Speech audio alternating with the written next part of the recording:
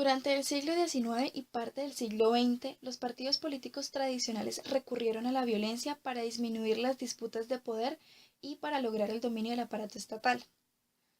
Así, estos enfrentamientos alcanzaron su nivel más crítico en el periodo conocido como la violencia, que comprende desde el año 1946 hasta 1958, aunque en algunos escritos afirman que este conflicto acabó con la disolución del Frente Nacional en el año 74. En este periodo fue evidente la afiliación entre el aparato burocrático estatal, el sistema de justicia y las Fuerzas Armadas con uno de los partidos tradicionales, aunque la Constitución ordenaba claramente que los uniformados debían ser apolíticos. Asimismo, se evidencia la unión de la Iglesia Católica al Partido Conservador, justificando moral y religiosamente el discurso antiliberal y anticomunista. De esta manera, la primera oleada de la violencia se evidencia con el triunfo del Partido Conservador y el ascenso del conservador Mariano Ospina Pérez entre 1946 y 1950. Por otro lado, en el estudio de Catherine Legrand se realiza un breve recuento de sucesos políticos y sociales desde los años 30, tomando como referencia autores como Paul O'Keefe, Bernardo Tovar o Daniel Pecoud, entre otros, donde afirma que el país se dividió por antagonistas partidistas sin ninguna relación con las divisiones sociales y los antagonismos sociales quedaron sin acceso a las esferas políticas. Lo político se privatizó y las diferencias individuales fueron resueltas por la fuerza. La privatización y la fragmentación del poder alcanzaron tales niveles que la acción organizada en pos de fines comunes ya no fue posible. A lo largo de Colombia, los conflictos se dividieron en estrategias individuales para sobrevivir o avanzar utilizando mecanismos violentos. Además, cabe resaltar que después de la Revolución Mexicana, la violencia es el conflicto interno más largo y sangriento en el hemisferio occidental durante la primera mitad del siglo XX.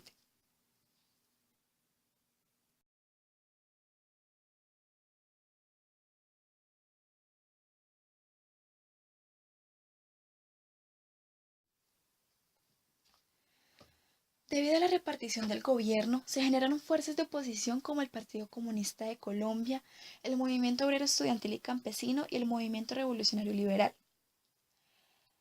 Es así como en el año 1954 se fundó la Confederación Nacional de Trabajadores, acogiendo 35 sindicatos al finalizar la dictadura militar, la Confederación de Trabajadores de Colombia con 277 y la Unión de Trabajadores en Colombia con 288.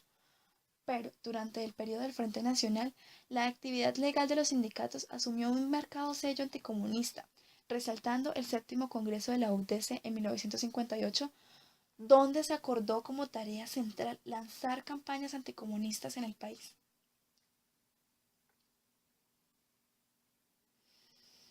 Por su parte, en el 12º Congreso de la Confederación de Trabajadores de Colombia en el año 1960, se protocolizó la ruptura entre dirigentes liberales y conservadores. Así, los sindicatos comunistas formaron el Comité de Unidad de Acción y Solidaridad Sindical.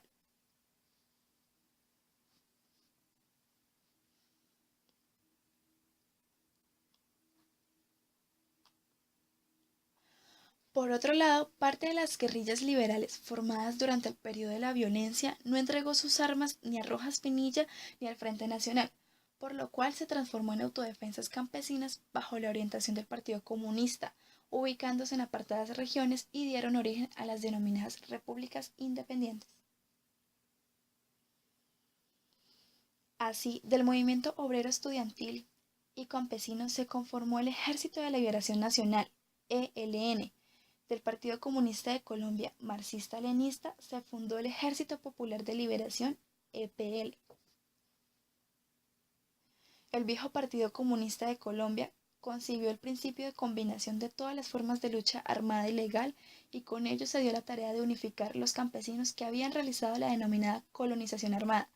Gracias a esta política y ante la arremetida del ejército en 1964, llevó a que las autodefensas se transformaran en las Fuerzas Armadas Revolucionarias de Colombia, FARC.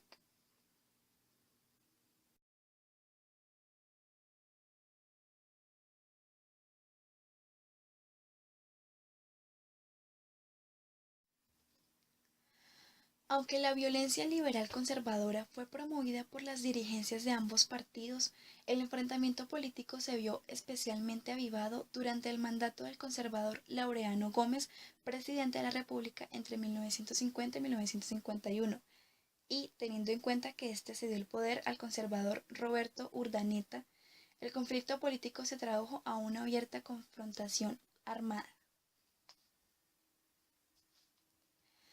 Así, las élites partidistas más moderadas optaron por una transición política que permitiera poner fin a la violencia en 1953 con el golpe de opinión que permitió el ascenso del general Gustavo Rojas Pinilla a la presidencia de la República desde el año 1953 hasta 1957.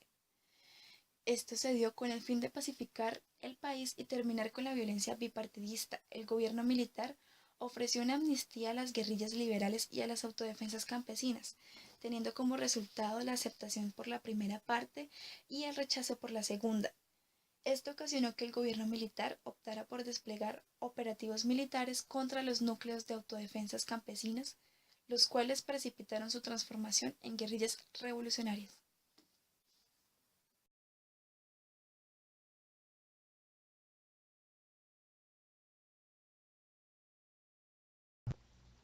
El acuerdo bipartidista que derroca la dictadura militar de Rojas Pinilla cobra un carácter compartido de gobiernos alternados entre liberales y conservadores. Esta alianza cerró las oposiciones a un tercer partido. Este acuerdo se propuso un triple desafío institucional: pactar la paz, generar programas de desarrollo y favorecer la transición democrática. Uno de los instrumentos políticos que sirvió a estos fines, al menos en sus comienzos, fue la Comisión Nacional Investigadora de las Causas y Situaciones Presentes de la Violencia en el Territorio Nacional, mejor conocida en su momento como la Investigadora, y creada en mayo de 1958.